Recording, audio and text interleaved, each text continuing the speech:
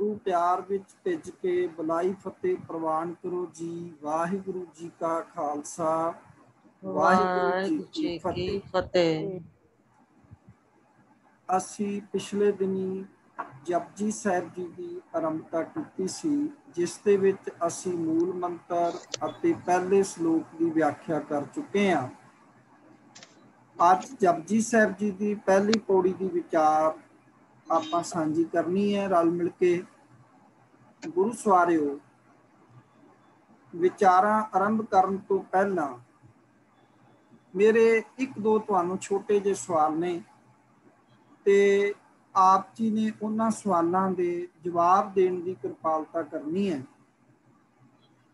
ਕਿਉਂਕਿ ਉਹ ਸਵਾਲ ਜਦੋਂ ਆਪਾਂ ਰਲ ਮਿਲ ਕੇ ਹੱਲ ਕਰ ਲਾਂਗੇ ਫਿਰ ਮੇਰਾ ਖਿਆਲ ਹੈ ਕਿ ਸਾਨੂੰ ਜਪਜੀ ਸਾਹਿਬ ਜੀ ਦੇ ਸ਼ੁੱਧ ਉਚਾਰਨ ਕਰਨ ਦੇ ਵਿੱਚ ਕੋਈ ਸਮੱਸਿਆ ਨਹੀਂ ਆਵੇਗੀ। ਸ਼੍ਰੀ ਗੁਰੂ ਗ੍ਰੰਥ ਸਾਹਿਬ ਜੀ ਦੇ ਵਿੱਚ ਬਹੁਤ ਸਾਰੇ ਅਜਿਹੇ ਸ਼ਬਦ ਨੇ ਜਿਹੜੇ ਪੜ੍ਹਨ ਵਿੱਚ ਤਾਂ ਇੱਕੋ ਜਿਹੇ ਲੱਗਦੇ ਨੇ, ਜਾਂ ਉਹਨਾਂ ਦੀ ਲਿਖਤੀ ਬਨਾਵਟ ਜਿਹੜੀ ਹੈ ਉਹ ਇੱਕੋ ਜਿਹੀ ਹੈ, ਪਰ ਉਹਨਾਂ ਦਾ ਉਚਾਰਨ ਜੇ ਇੱਕੋ ਜਿਹਾ ਕਰ ਦਿੱਤਾ ਫਿਰ ਅਰਥ ਬਦਲ ਜਾਂਦੇ ਨੇ। ਤੇ ਜੇ ਅਸੀਂ ਉਚਾਰਨ ਅਲੱਗ-ਅਲੱਗ ਕਰਦੇ ਹਾਂ ਤੇ ਕਈ ਸੰਗਤਾਂ ਇਹ ਵੀ ਇਤਰਾਜ਼ ਜਤਾਉਂਦੀਆਂ ਨੇ ਕਿ ਤੁਸੀਂ ਬਾਕੀ ਵੀਰਾਂ ਨਾਲੋਂ ਤੁਹਾਡਾ ਉਚਾਰਨ ਵਿੱਚ ਫਰਕ ਹੈ। ਇਸ ਕਰਕੇ ਮੈਂ ਉਹਦਾ ਜਵਾਬ ਆਪਣੇ ਮੂੰਹੋਂ ਦੇਣ ਨਾਲੋਂ ਤੁਹਾਡੇ ਕੋਲੋਂ ਹੀ ਇਹ ਚਾਹੁੰਦਾ ਹੈ ਕਿ ਆਪ ਜੀ ਕੁਝ ਸਵਾਲਾਂ ਦੇ ਜਵਾਬ ਦੇ ਦਿਓ ਤੇ ਉਚਾਰਨ ਸੇਧ ਗੁਰੂ ਗ੍ਰੰਥ ਸਾਹਿਬ ਵਿੱਚੋਂ ਹੀ ਸਾਨੂੰ ਪ੍ਰਾਪਤ ਹੋਏਗੀ। ਸਵਾਲ ਹੈ ਜੀ,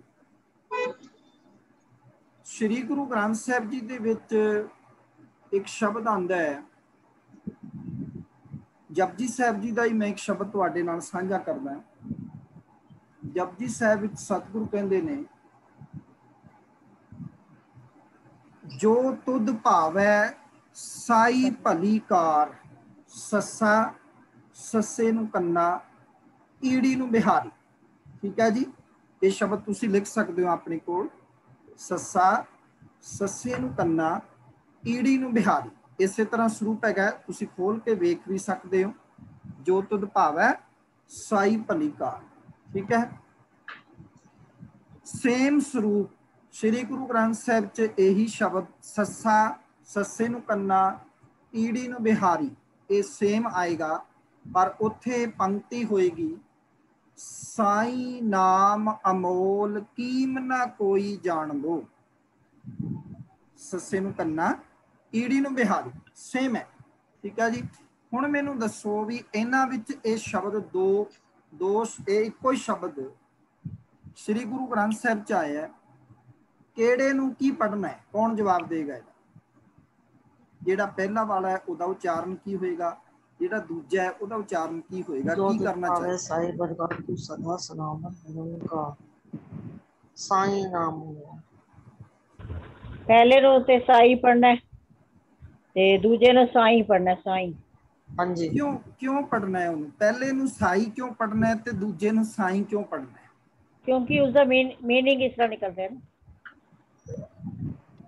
ਜੋ ਤੁਧ ਭਾਵੇ ਸਾਈ ਭਲੀ ਕਾਰ ਮੀਨਸ ਜੋ ਉਸਨੂੰ ਪਸੰਦ ਪਾਉਂਦਾ ਹੈ, ਜੋ ਉਹਨੂੰ ਅੱਛਾ ਲੱਗਦਾ ਹੈ ਉਹੀ ਹੁੰਦਾ ਹੈ।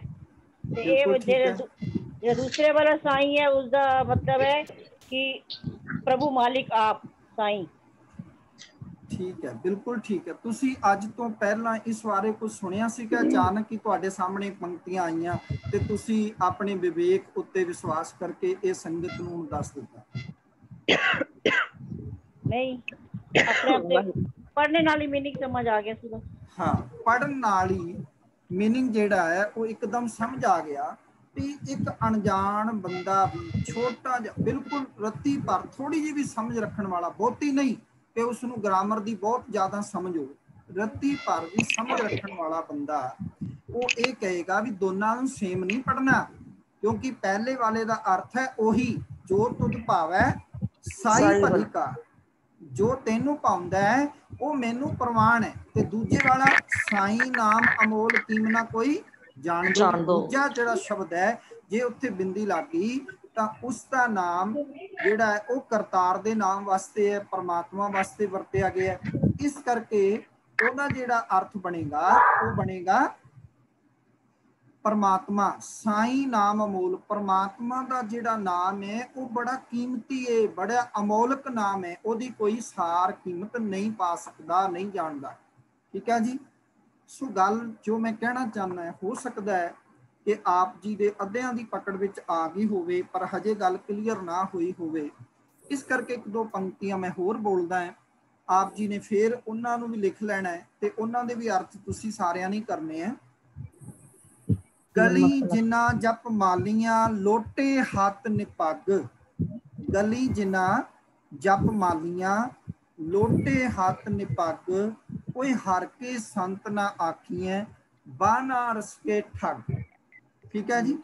हुण इत्थे गग्गा लल्ले नूं बिहारी है, गली जिना जप मालियां, नोट कर रहे हो जी। दूजी पंक्ति मैं बोल रहे हैं, ओनू ध्यान नाल सुनना ते ओदे अर्थ भी आप जी देखना। कहो मिलै मेरा सुंदर कित गली, इत्थे भी स्पैलिंग सेम ने गुरु ग्रंथ साहिब विच, गग्गा लल्ला लल्ले नूं बिहारी। ठीक है, स्पैलिंग सेम ने, गग्गा लल्ले नूं बिहारी। दूजी पंक्ति में बोली सी, ध्यान रखो कि कहो मेरा सुंदर कहो मिलै कित गली। ठीक है, गुरु ग्रंथ साहिब की पंक्ति है। तीजी पंक्ति मैं बोलदा पे हैं, तीजी पंक्ति नूं बड़े ध्यान नाल सुनना है, ओदे भी स्पैलिंग सेम ने, गग्गा लल्ले नूं बिहारी, गली जे सह पाई है तोता क्यों फस है, गली जे सह पाई है तोता क्यों फस है। हुण मैनूं दसो पहले वीर जी पहले की फर्क है। पहले वाला है कि गला, गला जो गर्दन होगी, गला गला गला, गली जिना। ठीक है, बिल्कुल ते बिल्कुल ठीक। दूजा है कि तुसी दूजा शब्द केड़ा बोलिया सी? मैं दूजा बोलिया सी जी, कहो मेरा सुंदर कहो मिले कित गली। ए गली हो गया रास्ता, जिवें गली हो गया रास्ता। वीर जी दूजी पंक्ति दोबारा बोलियो जी। हां ओ जगह मेरा सुंदर कहो मिले कित गली। गली जगह हो गया वाली जी, गली जे गली मोहल्ला कह लिए, गली मतलब जगह, किस गली ते तीजी गली होगी गल्ला नाल, बातां नाल नहीं पाया, गल्लां बातां नाल। फिर ये दसो भी इन्हां दा उच्चारण तिन्नां दा इक्को ही होएगा? नहीं वीर जी, थोड़ा डिफरेंट हो सकता है, थोड़ा डिफरेंट हो सकता है कि बिहारी नरसियारी दा फर्क है। हाँ ठीक है जी, बिल्कुल वखरा होएगा। भी जे इनू थोड़ा नखेड़ना है ते विद्यार्थियों नू पढ़ाना है ਤਾਂ ਫਿਰ ਟੀਚਰ ਨੂੰ ਕੀ ਕਰਨਾ ਪਏਗਾ, ਦੱਸਣਾ ਪਏਗਾ ਵੀ ਇਹ ਗੱਗਾ ਲੱਲੇ ਨੂੰ ਬਿਹਾਰੀ ਸਪੈਲਿੰਗ ਸੇਮ ਨੇ, ਪਰ ਇਹਨਾਂ ਦਾ ਉਚਾਰਨ ਕਰਨ ਲੱਗਿਆ ਇਹ ਧਿਆਨ ਰੱਖਣਾ ਹੈ ਵੀ ਪਹਿਲਾ ਵਾਲਾ ਜਿਹੜਾ ਹੈ ਨਾ ਉਹਦਾ ਉਚਾਰਨ ਕਿਸ ਤਰ੍ਹਾਂ ਕਰਨਾ ਹੈ। ਗਲੀ ਜਿਨ੍ਹਾਂ ਜਪ ਮਾਲੀਆਂ ਲੋਟੇ ਹੱਥ ਨਿਪੱਗ, ਪਹਿਲੇ ਲੱਲੇ ਦੀ ਬਿਹਾਰੀ ਨਾਲ ਛੋਟੀ ਜੀ ਬਿੰਦੀ ਲਾ ਕੇ ਉਚਾਰਨ ਕਰੋਗੇ। ठीक है, गली जिन्ना जप मालियां लोटे हथ निपग, जिन्हां दे गलां विच जप मालियां पाईयां होईयां ने, हत्थां विच लोटे लए होए ने। ठीक है, वो बनारस दे ठग ने, बनारस दे ठगां दी गल चल रही। ते दूजा कहो मिले कित गली। ठीक है, भी वो मेरा प्रीतम केड़े रस्ते विच मिलेगा, केड़े गले विच मिलेगा, केड़ी जिहड़ा है महल्ले विच मिलेगा, स्पैलिंग सेम रहणगे। पर जिहड़ा तीजा है ਉਹਦੇ ਉੱਤੇ ਅਦਕ ਲੱਗੇਗੀ। ਜਿਹੜਾ ਤੀਜਾ ਹੈ ਨਾ ਕਿ ਜਿਹੜਾ ਪ੍ਰੀਤਮ ਹੈਗਾ ਉਹ ਗੱਲਾਂ ਬਾਤਾਂ ਦੇ ਨਾਲ ਨਹੀਂ ਮਿਲਦਾ ਹੈਗਾ, ਖਾਲੀ ਸੁੱਕੀਆਂ ਸੁੱਕੀਆਂ ਗੱਲਾਂ ਕਰੀ ਜਾਓ। ਫਿਰ ਜਿਹੜਾ ਉਹ ਗੱਲੀ ਜੇ ਸਹਿ ਪਾਈ ਹੈ, ਗੱਲੀ ਅਦਕ ਲਾ ਕੇ ਤੇ ਨਾਲ ਬਿੰਦੀ, ਵੀ ਕੇਵਲ ਉਹ ਗੱਲਾਂ ਬਾਤਾਂ ਦੇ ਨਾਲ ਨਹੀਂ ਮਿਲਦਾ ਹੈ। प्रीतम के देश कैसे बातन से जाइए। ठीक है, पातशाह कहते भी प्रीतम दे देश बातां नाल थोड़ी ना चले जाओगे।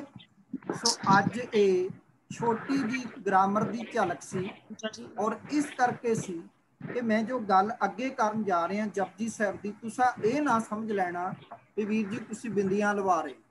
ठीक है, क्योंकि जे आपां ग्रामर दी सूझ रखांगे ਤਾਂ ਗੁਰੂ ਗ੍ਰੰਥ ਸਾਹਿਬ ਵਿੱਚੋਂ ਹੀ ਸਾਨੂੰ ਇਹ ਸੇਧ ਮਿਲੇਗੀ ਕਿ ਅਸਲ ਸ਼ਬਦ ਦਾ ਉਚਾਰਨ ਕਿਵੇਂ ਕਰਨਾ। ठीक है जी।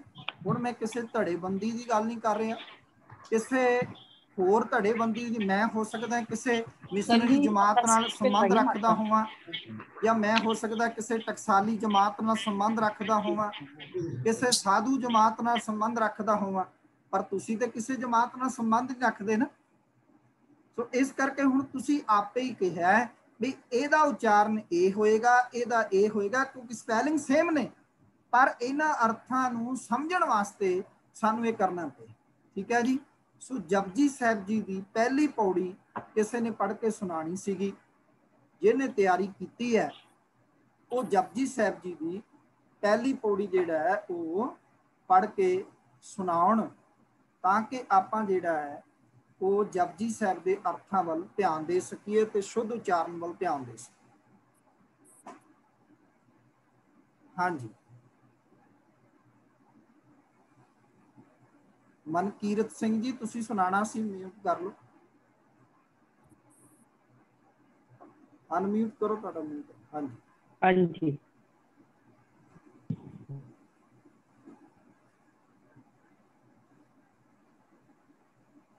आवाज नहीं आ रही बेटा। हाँ जी, हाँ जी, सुनाओ। जपजी साहिब, वाहिगुरू जी का खालसा, वाहिगुरू जी की फतेह। जपजी साहिब एक ओंकार सतनाम करता पुरख निरभਉ निर्वैर अकाल मूरत अजूनी सैभं गुर प्रसाद जप हुण देखो आद बच्चे ने जिस सच। तरह इकट्ठा पढ़िया ना, अजूनी सैभंग, ਇਹਦਾ ਪਾਠ ਕਦੇ ਵੀ ਇਕੱਠਾ ਨਹੀਂ ਪੜਨਾ। ਸਿੱਖ ਜਗਤ ਵਿੱਚ ਆਮ ਲੋਕ ਗਲਤੀ ਕਰਦੇ ਨੇ, ਅਜੂਨੀ ਸਹਿਭੰਗ ਦਾ ਪਾਠ ਇਕੱਠਾ ਪੜਦੇ ਨੇ, ਜਦ ਕਿ ਇਹ ਅਲੱਗ-ਅਲੱਗ ਹੈ। ਅਜੂਨੀ ਸਹਿਭੰਗ ਗੁਰਪ੍ਰਸਾਦ। ठीक है, इस तरह अगे तो ध्यान रखना है। हाँ जी, गुरप्रसाद जप आद सच जुगाद सच हैपी सच नानक होसी भी सच सोचै सोच ना होवई जे सोची लखवार चुपै चुप ना होवई जे लाए रहा लिवतार भुखिया भुख ना उतरी जे बन्ना पुरिया पार सै सियाणपा लख है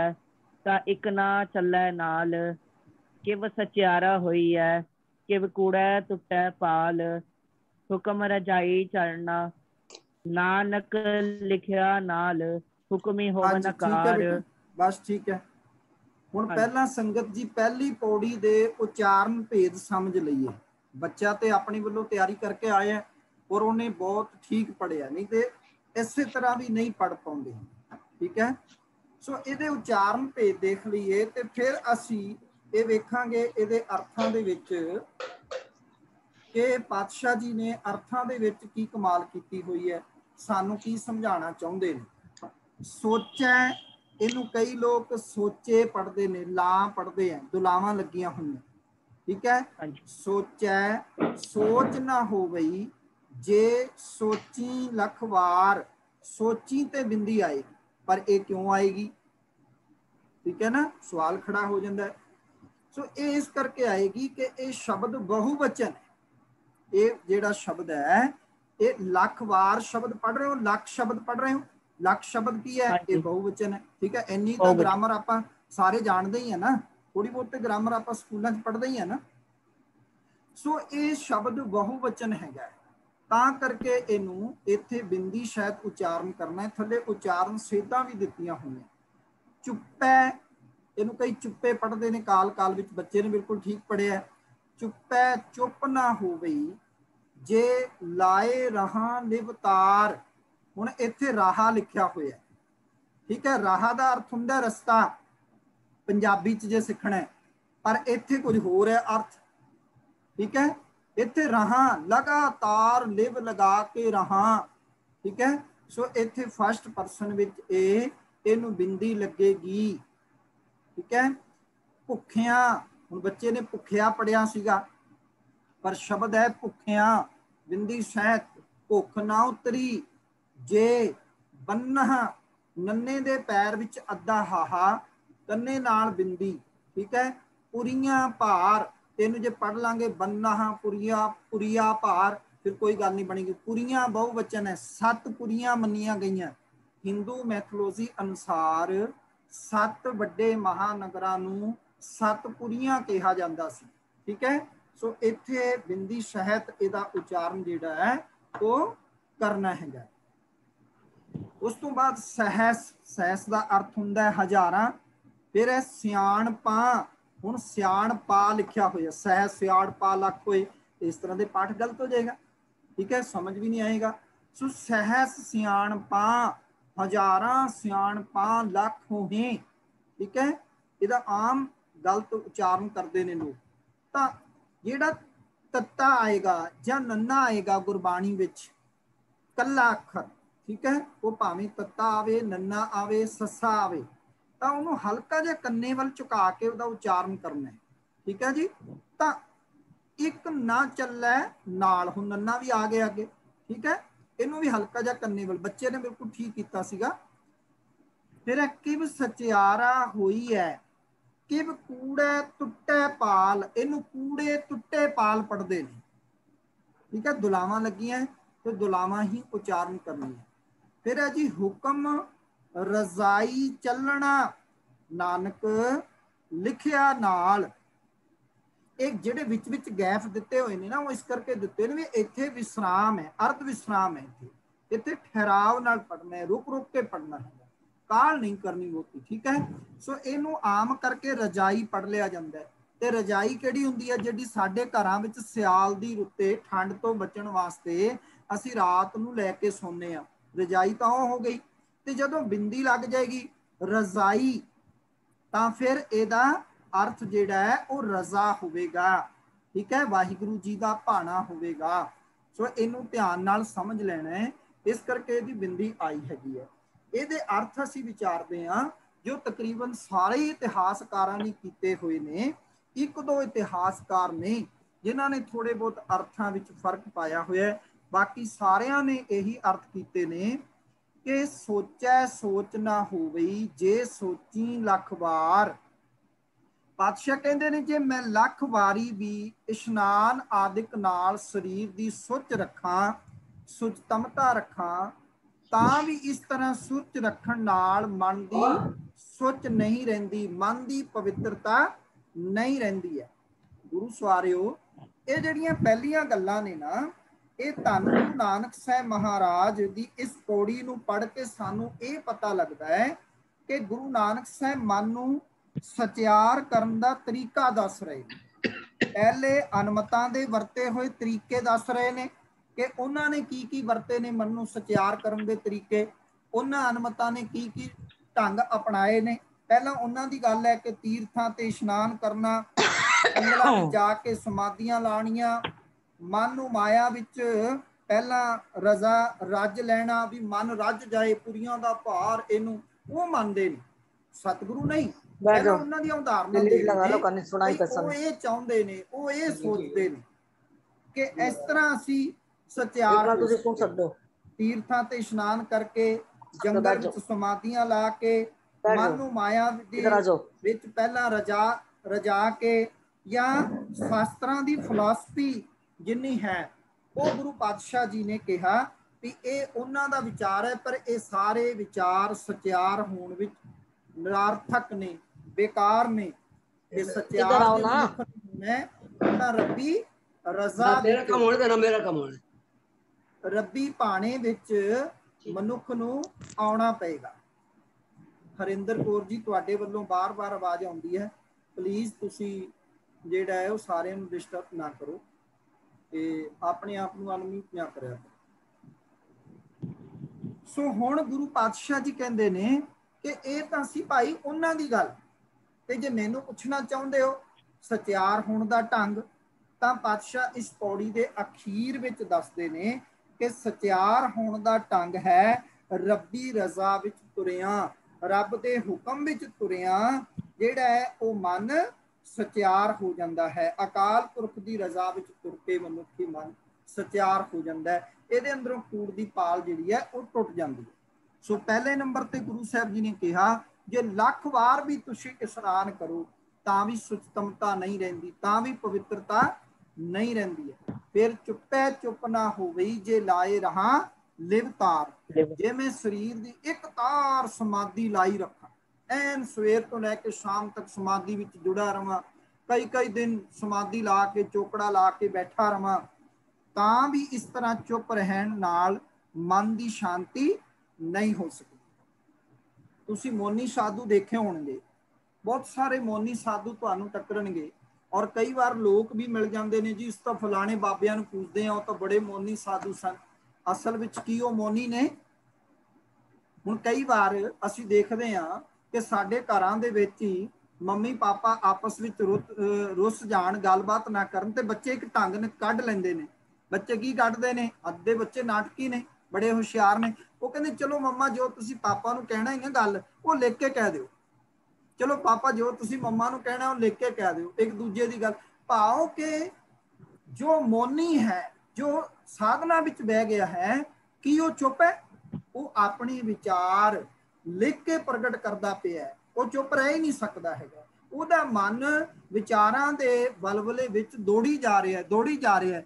ਪਾਤਸ਼ਾਹ ਕਹਿੰਦੇ ਨੇ ਕਿ ਸੱਚ ਇਹ ਹੈ ਕਿ ਚੁੱਪੈ ਚੁੱਪ ਨਾ ਹੋਵਈ ਜੇ ਲਾਏ ਰਹਾ ਲਿਵ ਤਾਰ। ਕਹਿੰਦੇ ਨੇ ਭੁੱਖਿਆਂ ਭੁੱਖ ਨਾ ਉਤਰੀ ਜੇ ਬੰਨ੍ਹਾਂ ਪੁਰੀਆਂ ਭਾਰ।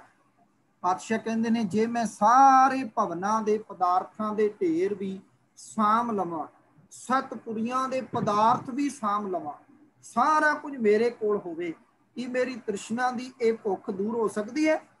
ਤ੍ਰਿਸ਼ਨਾ ਦੀ ਭੁੱਖ ਤਾਂ ਵੀ ਦੂਰ ਨਹੀਂ ਹੋ ਸਕਦੀ।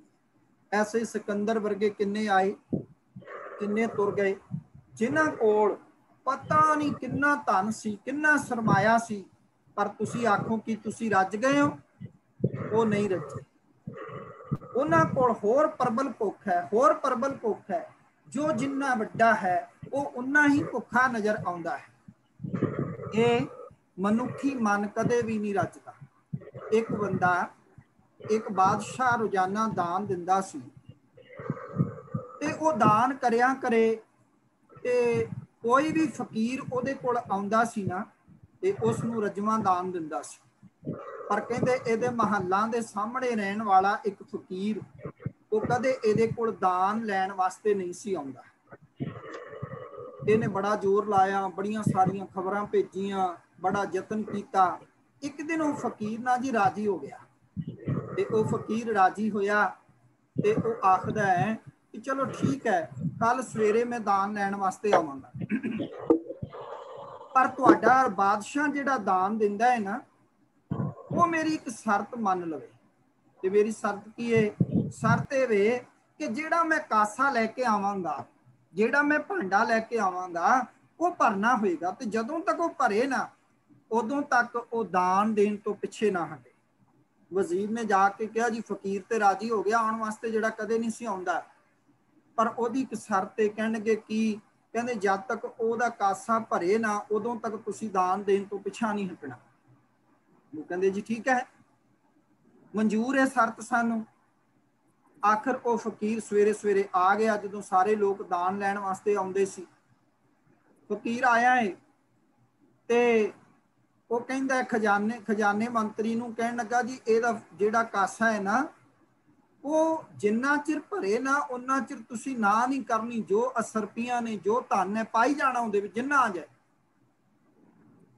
ਪਰ ਬਾਦਸ਼ਾਹ ਅਗਲੇ ਪਲ ਹੈਰਾਨ ਸੀ। ਬਾਦਸ਼ਾਹ ਕਹਿੰਦਾ ਹੈ ਐ ਫਕੀਰਾ, ਜਿਹੜਾ ਕਾਸਾ ਤੂੰ ਲੈ ਕੇ ਆਇਆ ਮੈਨੂੰ ਵਿਖਾ ਤਾਂ ਦੇ, ਕਿੰਨਾ ਕੁ ਵੱਡਾ ਹੈ? ਆਖਰ ਕਿੰਨੇ ਲੀਟਰ ਦਾ ਹੈ? 5 ਲੀਟਰ ਦਾ ਹੈ, 10 ਲੀਟਰ ਦਾ ਹੈ? ਕਿੰਨਾ ਵੱਡਾ ਤੇਰਾ ਭਾਂਡਾ ਹੈ?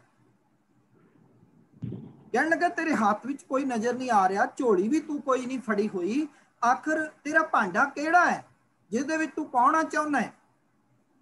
ਉਹ ਕਹਿੰਦਾ ਬਾਦਸ਼ਾਹ, ਜੇ ਮੇਰਾ ਕਾਸਾ ਪੁੱਛਣਾ ਚਾਹੁੰਦਾ, ਜਿਹੜਾ ਮੈਂ ਭਾਂਡਾ ਲੈ ਕੇ ਆਇਆ, ਜਿਹਨੂੰ ਮੈਂ ਭਰਨ ਦੀ ਗੱਲ ਕਰਦਾ ਪਿਆ, ਤੂੰ ਭਰੇਗਾ? ਕਹਿਣ ਲੱਗੇ ਹਾਂ ਮੈਂ ਭਰਾਂਗਾ, ਤੂੰ ਮੈਨੂੰ ਕਾਸਾ ਵਿਖਾ। ਉਹ ਕਹਿੰਦਾ ਫਿਰ ਇਹ ਮੇਰਾ ਮਨ ਹੈ, ਮਨੁੱਖੀ ਮਨ ਹੈ, ਇਹਨੂੰ ਭਰ ਦੇ, ਇਹ ਮੇਰੇ ਕੋਲ ਕਾਸਾ ਹੈ। ਹੁਣ ਅੱਜ ਤੱਕ ਯਾਦ ਰੱਖਣਾ ਕਿ ਮਨੁੱਖ ਦਾ ਮਨ ਕਦੇ ਪਦਾਰਥਾਂ ਵੱਲੋਂ ਰੱਜੇ? ਇੱਥੇ ਤਾਂ ਅਸੀਂ ਪੜ੍ਹਦੇ ਹਾਂ ਗੁਰਬਾਣੀ ਵਿੱਚ, ਸੈਸ ਖਟੇ ਲੱਖ ਕੋ ਉੱਠ ਧਾਵੈ, ਤ੍ਰਿਪਤ ਨਾ ਆਵੈ, ਮਾਇਆ ਪਾਛੈ ਪਾਵੈ। ਇੱਥੇ ਅੱਜ ਮੈਂ 1000 ਕਮਾਨਾ, ਕੱਲ ਕਹਿੰਦਾ ਵੀ ਲੱਖ ਕਮਾ ਲਾਂ, ਲੱਖ ਕਮਾਨਾ ਤੇ ਕਰੋੜ ਕਮਾ ਲਵਾਂ। कदे रचदा ही नहीं है, कोई सबर संतोख का थल्ला है ही नहीं है। सो पातशाह कहते ने धन गुरु नानक साहिब महाराज के भुखिया भुख न उतरी, जे बन्ना पुरिया भार, सहस सियाणपा लख होहे, तां इक न चलै नाल। मेरे पातशाह कहते जे मेरे मन विच हजारां ते लखां चतराइयां होवन तां भी उन्हां विचों एक भी चतराई साथ नहीं जाउंदी है रब दी दरगाह विच। ये ते धन गुरु अमरदास महाराज ने अगे चल के क्लीयर ही कर दिता और मन नूं समझाया, मन तू जेड़ियां चतराइयां खेडदा है, जेड़ियां चलाकियां खेडदा, जेड़ियां सियाणपा रब नाल खेडना चाहुंदा है ना, ये दुनियादारां लोकां नाल जेड़ियां ने तू खेडदा है ना चलाकियां, ये रब दी दरगाह विच नहीं जे चलणियां, उत्थे नहीं चलणियां रब दे हुक्म विच। चेते रख, ए मन चंचला चतराई किने ना पाया, चतराई ना पाया किने, तू सुन मन मेरिया, वो चलाकियां नाल नहीं प्राप्त हो सकता। वो तेरियां सियाणपां उत्थे रखियां ही रह जाणगियां, एक दो नहीं, तेरे कोल हजारां सियाणपां भी होण तां भी उत्थे नहीं चलणियां। मेरे गुरदेव पातशाह कहंदे ने फिर ते गल उत्थे ही खलोती हुई है कि किव सचियारा होई है, किव कूड़े टुटे पार, फिर सचियार किवें होया जाए। ये सवाल श्री गुरु ग्रंथ साहिब जी दी सारी बाणी, जिथे जपजी साहिब इहनूं हल करदा है उत्थे सारी बाणी सवाल नूं हल कर रही है। ये सवाल एक केंद्री धुरा है, ये सवाल जपजी साहिब दा राहो दा बंद है कह लईए कि किव सचियारा होई है, किव कूड़े टुटे पाल। इंसान आपां सीधे जे अर्थ करिए सचियार किवें हो, इंसान दे अंदर दी जो कूड़ दी पाल है वो किवें टुटे। और कूड़ दी पाल, होमे दी पाल, होमे दी कंध, ये कोई बहुत मोटी नहीं है, 13 इंची नहीं है, 9 इंची दी कंध नहीं है, 4 इंची दी नहीं है, पता कितनी वड्डी है। भगत रविदास जी नूं पुछ के वेखो, भगत रविदास जी कहंदे भलिओ ये कंध जिहड़ी मनुखी मन दे विच है ना होमे दी, ये सिर्फ भांबीरी के पात जो। भांबीरी किनू कहंदे ने? भांबीरी कहंदे ने तितली नू। कहणगे जिन्ना तितली दा पर मोटा है ना, इन्नी सूक्ष्म साडी होमे है। ते ये सचियार नहीं मनुख नू होण दिंदी, ये मनुख नू जेड़ा है सफला नहीं होण दिंदी। पातशाह कहंदे ने बस किव सचियारा होई है, किव कूड़े टुटे पाल। मनुख सचियार किवें होवे, इहदे अंदर दी कूड़ दी पाल किवें टुटे। इस यतन वास्ते मनुख बड़े बड़े यतन कर रहे हैं, पढ़ाइयां कर रहे हैं, बहुत कुछ करता पिया है, पर सच है सवाल उत्थे दा उत्थे खलोता होया है। उन्हां दा हल होया जिन्हां ने इस गल नूं स्वीकार कर लिया कि हुक्म रजाई चलना नानक लिखिया नाल। रजा दे मालक अकाल पुरख दे हुक्म विच तुरिया, यही एक विधि है कि हे नानक इस विधि ये विधि तुर तो ही जद तो जगत बनिया लिखी चली आ रही है नाल कि रजा वाले दे जे हुक्म विच ये मनुख तुरेगा तां ये सचियार हो सकता है, अदरवाइज ये सचियार नहीं हो सकता। हुण मैं एक बेनती करा रुक के, डॉक्टर इंद्रजीत कौर पिंगलवाड़े वाले, उन्होंने शायद तुसी बहुत सारे लोग जानते होगे, उन्हों की शख्सियत तो वाकिफियत होगे। एक बार डॉक्टर इंद्रजीत कौर जी ने सम्मेलन बुलाया ते उस सम्मेलन दे विच सच ये है कि इंडिया दे विचों कोने कोने विचों बहुत सारे अध्यापक बुलाए सन, टीचर बुलाए सन, प्रिंसीपल बुलाए सन, प्रोफैसर बुलाए सन। ते ओ माता जी ने ना जदों सैमीनार चल रहा सी ते उन्होंने झोली अड्ड के एक गल कीती। उन्होंने कहा ऐ दुनिया की करीम बैठी हुई मेरे सामने, तुसी बच्चों की घाड़त कढ़दे हो, तुसी बच्चों का जीवन सिरजदे हो, तुहाडे तो मैं एक मंग करनी आ। कहन लगे जी कहो। कहंदे पहला मैनूं ये दसो भी तुहाडे स्कूलों विच किन्ने किन्ने बच्चे पढ़ते हैं। जे मैं एक आइडिया मुताबक कहां ते कोई भी स्कूल अजिहा नहीं जिहदे विच 500 तो बच्चे घट पढ़ते होण। ਕਿਸੇ ਨੇ ਕੋਲ 1000 ਪੜ੍ਹਦੇ ਨੇ, 2000 ਪੜ੍ਹਦੇ ਨੇ, 3000 ਬੱਚਾ ਪੜ੍ਹਦਾ ਹੈ। ਇੰਨੇ ਤਾਂ ਆਮ ਹੀ ਸਕੂਲਾਂ ਵਿੱਚ ਮਿਲਦੇ ਨੇ, ਪ੍ਰਾਈਵੇਟ ਸਕੂਲਾਂ ਦੇ ਵਿੱਚ ਜੇ ਆਪਾਂ ਵੇਖ ਲਈਏ ਤਾਂ। ਉਹ ਕਹਿੰਦੀ ਹੈ ਤੁਸੀਂ ਅੱਜ ਤੱਕ ਕਈ ਸਾਲ ਤੁਹਾਨੂੰ ਸਕੂਲ ਕਾਲਜ ਚਲਾਉਂਦਿਆਂ ਹੋ ਗਏ, ਇਹ ਅਦਾਰੇ ਚਲਾਉਂਦਿਆਂ ਹੋ ਗਏ, ਇਹ ਧਾਰਮਿਕ ਸਕੂਲ ਜਾਂ ਦੁਨਿਆਵੀ ਸਕੂਲ, ਅਕੈਡਮਿਕ ਸਕੂਲ ਚਲਾਉਂਦਿਆਂ ਹੋ ਗਏ। ਮੈਨੂੰ ਇਹ ਦੱਸੋ, ਅੱਜ ਤੱਕ ਤੁਸੀਂ ਡਾਕਟਰ ਬਹੁਤ ਬਣਾਏ, ਇੰਜੀਨੀਅਰ ਬਹੁਤ ਬਣਾਏ, ਵਕੀਲ ਬਹੁਤ ਬਣਾਏ, ਅਧਿਆਪਕ ਬਹੁਤ ਬਣਾਏ, ਤੁਸੀਂ ਸਚਿਆਰ ਕਿੰਨੇ ਬੱਚੇ ਬਣਾਏ, ਇਹ ਮੈਨੂੰ ਦੱਸੋ। ਤੇ ਸਭਨਾਂ ਦੇ ਦੰਦਾਂ ਥੱਲੇ ਉਂਗਲਾਂ ਸਨ। ਉਸ ਵੇਲੇ ਸਭ ਹੈਰਾਨ ਸਨ, ਸਾਨੂੰ ਇਹ ਕੀ ਪੁੱਛ ਲਿਆ ਗਿਆ। ਦਾਵਾ ਕਰਨ ਵਾਲੇ ਕੋਈ ਇੱਕ ਅੱਧਾ ਹੋਏਗਾ ਜਿਹੜਾ ਕਹਿ ਰਿਹਾ ਸੀ ਵੀ ਹਾਂ ਅਸੀਂ ਇੰਜੀਨੀਅਰ ਬਹੁਤ ਬਣਾਏ, ਡਾਕਟਰ ਬਹੁਤ ਬਣਾਏ, ਪਰ ਉਹਨਾਂ ਵਿੱਚੋਂ 5 ਸਚਿਆਰ ਵੀ ਬਣਾਏ। ਤੁਸੀਂ ਡਾਕਟਰ ਬਣੋ, ਮੁਬਾਰਕ, ਤੁਹਾਡੇ ਬੱਚੇ ਵਕੀਲ ਬਣਨ, ਮੁਬਾਰਕ, ਤੁਹਾਡੇ ਬੱਚੇ ਇੰਜੀਨੀਅਰ ਬਣਨ, ਮੁਬਾਰਕ, ਪਰ ਤੁਹਾਡੇ ਬੱਚੇ ਸੱਚ ਜਾਣਨਾ, ਉਹ ਸਚਿਆਰ ਬਣਨ। ਜਿਸ ਦਿਨ ਤੁਸੀਂ ਕਹੋਗੇ ਮੇਰੇ ਘਰ ਕੋਈ ਬਿਮਾਰ ਹੈ, ਮੈਂ ਆਪਣੇ ਬੱਚੇ ਨੂੰ ਡਾਕਟਰ ਕੋਲ ਲੈ ਕੇ ਚੱਲਿਆ, ਪਰ ਉਸ ਕੋਲ ਲੈ ਕੇ ਚੱਲਿਆ ਜਿਹੜਾ ਸਚਿਆਰ ਹੈ, ਜਿਹੜਾ ਪੈਸੇ ਠੱਗਣ ਤੇ ਕੇਵਲ ਮੈਨੂੰ ਦਵਾਈਆਂ ਬਾਹਰੋਂ ਲੈ ਕੇ ਨਹੀਂ ਦੇਵੇਗਾ, ਜਿਹੜਾ ਕੇਵਲ ਉਹਨਾਂ ਮੈਡੀਕਲ ਸਟੋਰਾਂ ਤੇ ਨਹੀਂ ਭੇਜੇਗਾ ਜਿੱਥੇ ਉਹਦਾ ਜਿਹੜਾ ਹੈ ਉਹ ਉੱਥੇ ਕਮਿਸ਼ਨ ਚੱਲਦਾ ਹੈ, ਉੱਥੇ ਨਹੀਂ ਮੈਨੂੰ ਲਿਖ ਕੇ ਭੇਜੇਗਾ ਅਲਟਰਾਸਾਊਂਡ ਵਾਸਤੇ ਜਿੱਥੇ ਕਮਿਸ਼ਨ ਚੱਲਦਾ ਹੈ। ਜੋ ਸਚਿਆਰ ਹੈ, ਜੋ ਠੀਕ ਹੈ, ਉਸ ਡਾਕਟਰ ਕੋਲ, ਗੁਰਸਿੱਖ ਕੋਲ ਮੈਂ ਜਾਵਾਂਗਾ। ਜੋ ਵਕੀਲ ਸਚਿਆਰ ਹੈ, ਉਹਦੇ ਕੋਲ ਮੈਂ ਆਪਣੇ ਬੱਚੇ ਨੂੰ ਲੈ ਕੇ ਜਾਵਾਂਗੀ, ਆਪਣੇ ਬੱਚੇ ਦਾ ਕੇਸ ਉਸ ਕੋਲ ਲੜਾਂ। ਉਸ ਦਿਨ ਇਹ ਦੁਨੀਆ ਬਦਲ ਜਾਏਗੀ। ਉਸ ਦਿਨ ਗੁਰੂ ਨਾਨਕ ਦਾ ਸੁਪਨਾ ਸਫਲ ਹੋਏਗਾ। ਔਰ ਮੈਨੂੰ ਕਹਿ ਲੈਣ ਦੇਣਾ, ਉਸ ਦਿਨ ਸਾਡਾ ਜਪਜੀ ਪੜਿਆ ਤੇ ਜਪਜੀ ਪੜਾਇਆ ਹੋਇਆ ਸੰਗਤ ਜੀ ਸਫਲ ਹੋਏਗਾ। ਜਿਸ ਦਿਨ ਅਸੀਂ ਇਹ ਗੱਲ ਨੂੰ ਘਰ ਕਰ ਜਾਵਾਂਗੇ ਕਿ ਵਾਕਈ ਅਸੀਂ ਆਪੋ ਆਪਣੇ ਘਰ ਦੇ ਵਿੱਚੋਂ ਜਿਹੜਾ ਹੈ ਉਹ ਸਚਿਆਰ ਪੈਦਾ ਕਰਨਾ ਹੈ, ਸੱਚੇ ਇਨਸਾਨ ਪੈਦਾ ਕਰਨੇ ਨੇ, ਉਹ ਸਚਿਆਰ ਪੈਦਾ ਕਰਨੇ ਜਿੱਥੇ ਝੂਠ ਨਹੀਂ, ਜਿੱਥੇ ਫਰੇਬ ਨਹੀਂ, ਜਿੱਥੇ ਧੋਖਾ ਨਹੀਂ, ਜਿੱਥੇ ਦਗਾਬਾਜੀ ਨਹੀਂ, ਜਿੱਥੇ ਕਿਸੇ ਤਰੀਕੇ ਦਾ ਕੋਈ ਫਰੇਬ ਨਹੀਂ ਹੈ। ਉਹ ਫਿਰ ਮਿਲਾਵਟੀ ਚੀਜ਼ਾਂ ਨਹੀਂ ਵੇਚੇਗਾ। ਤੁਸੀਂ ਕਹੋਗੇ ਮੈਂ ਦੁਕਾਨ ਤੇ ਚੱਲੇ ਆ, ਪਰ ਉਸ ਸਚਿਆਰ ਬੰਦੇ ਦੀ ਦੁਕਾਨ ਤੇ ਚੱਲੇ ਆ ਜਿੱਥੇ ਘਿਓ ਮਿਲਾਵਟੀ ਨਹੀਂ ਵਿਕਦਾ, ਜਿੱਥੇ ਮੇਰੇ ਬੱਚਿਆਂ ਨੂੰ ਸਬਜ਼ੀਆਂ ਟੀਕੇ ਵਾਲੀਆਂ ਨਹੀਂ ਵਿਕਦੀਆਂ। ਜਿਸ ਦਿਨ ਇਹ ਸਚਿਆਰ ਬਣ ਗਏ, ਉਸ ਦਿਨ ਸੱਚ ਜਾਣਨਾ, ਤੁਹਾਨੂੰ ਟੀਕਿਆਂ ਦੀ ਬਿਮਾਰੀ ਵਾਸਤੇ ਬਲੈਕਮੇਲ ਇੱਥੋਂ ਖਤਮ ਹੋ ਜਾਣਗੇ। ਉਸ ਦਿਨ ਕਰਪਸ਼ਨ ਖਤਮ ਹੋ ਜਾਏਗੀ। ਉਸ ਦਿਨ ਗੁਰੂ ਨਾਨਕ ਦੀ ਇਹ ਗੱਲ ਸਮਝ ਆ ਜਾਏਗੀ ਦੁਨੀਆ ਨੂੰ ਕਿ ਹੱਕ ਪਰਾਇਆ ਨਾਨਕਾ ਉਸ ਸੂਰ ਉਸ ਗਾਏ, ਗੁਰ ਪੀਰ ਹਾਮਾ ਤਾਂ ਪਰੈ ਜਾਂ ਮੁਰਦਾਰ ਨਾ ਖਾਏ। ਜਦ ਤੱਕ ਅਸੀਂ ਸਚਿਆਰ ਨਾ ਬਣੇ ਤੇ ਨਾ ਬਣਾਏ, ਉਦੋਂ ਤੱਕ ਇਹ ਪੰਕਤੀਆਂ ਕੇਵਲ ਪੜ੍ਹਨ ਵਾਸਤੇ ਹੀ ਨੇ, ਕੰਨੀ ਰਸ ਲੈਣ ਵਾਸਤੇ ਨੇ। ਉਦੋਂ ਤੱਕ ਅਸੀਂ ਆਪਣਾ ਜੀਵਨ ਜਿਹੜਾ ਉਹ ਸਵਾਰਿਆ ਨਹੀਂ ਹੈ। ਸੋ ਲੋੜ ਹੈ ਸਚਿਆਰ ਬਣਨ ਦੀ, ਲੋੜ ਹੈ ਵਿਦਿਆ ਵਿਚਾਰੀ ਤਾਂ ਪਰਉਪਕਾਰੀ ਦੇ ਫਲਸਫੇ ਨੂੰ ਜਿਸ ਦਿਨ ਅਸੀਂ ਸਮਝਾਂਗੇ, ਫਿਰ ਅਸੀਂ ਵਾਕਈ ਸਚਿਆਰ ਬਣਾਂਗੇ। ਇਹ ਆਸ ਰੱਖਦਾ ਹੋਇਆ ਤੁਹਾਡੇ ਕੋਲੋਂ ਕਿ ਜਪਜੀ ਨੂੰ ਕੇਵਲ ਪੜ੍ਹਨਾ ਨਹੀਂ ਹੈ, ਨੰਬਰ ਦੇਣ ਵਾਸਤੇ ਜਾਂ ਡਿਪਲੋਮਾ ਲੈਣ ਵਾਸਤੇ ਨਹੀਂ ਪੜ੍ਹਨਾ।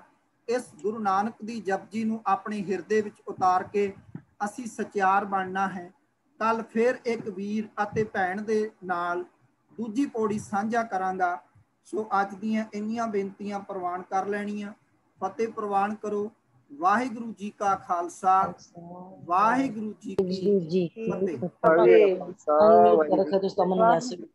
ਵਾਹਿਗੁਰੂ ਜੀ ਕਾ ਖਾਲਸਾ, ਵਾਹਿਗੁਰੂ ਜੀ ਕੀ ਫਤਿਹ।